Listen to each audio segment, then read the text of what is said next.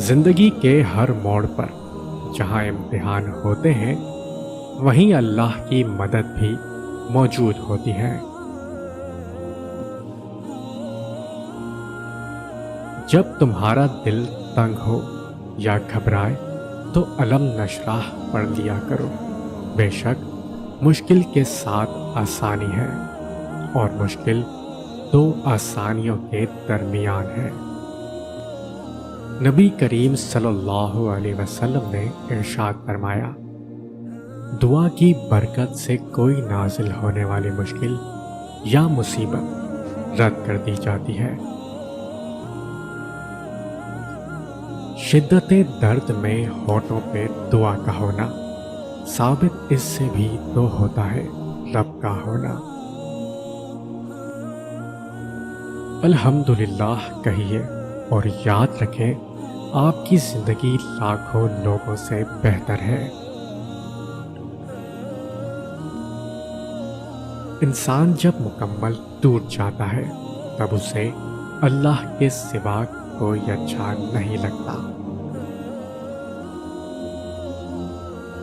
अगर कुछ लेने की ख्वाहिश हो तो बुजुर्गों की दुआ लो, और अगर कुछ देने की ख्वाहिश हो तो अल्लाह की राह में दो।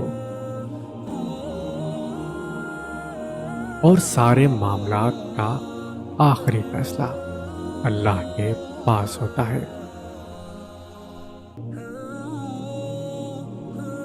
इंसान ने कहा मैं थक चुका हूँ। जवाब आया, अल्लाह की रहमत से मायूस न होना।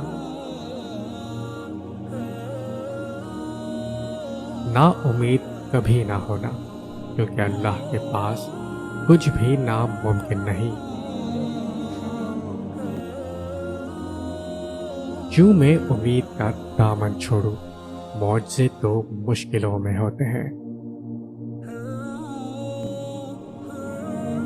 मुश्किलें देने वालों से बड़ा मुश्किलों से निकालने वाला है।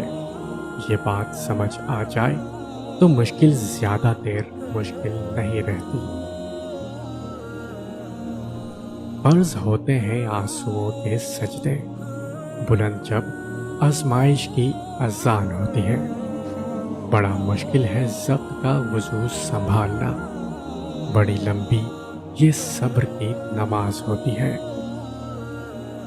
दो चीज़ें हैं, अल्लाह का डर और अल्लाह का दर। जिस शख्स को ये दो नेमतें नसीब हो गई, समझो उसको दुनिया की तमाम सादतें नसीब हो गई। जब तुम्हें तकलीफ हो और दिल अफसुर्दा हो तो दिल में तोलो, मगर ज़ुबान से वही अल्फाज निकालो जो अल्लाह तुम्हारी ज़ुबान से सुनना पसंद करता है। तीन नेकियां जिनको करने से क़यामत के दिन अर्श का साया नसीब होगा। टूटे हुए रिश्तों को जोड़ना, दिल ना चाहते हुए भी माफ़ करना और किसी के गुनाह का पर्दा रखना। जिसने सुख में शुक्र अदा किया उसने दुख में रब को बहुत करीब पाया। अल्लाह बेहतर करेगा, ये वो अल्फाज हैं जिनसे इंसान की आधी परेशानी दूर हो जाती है।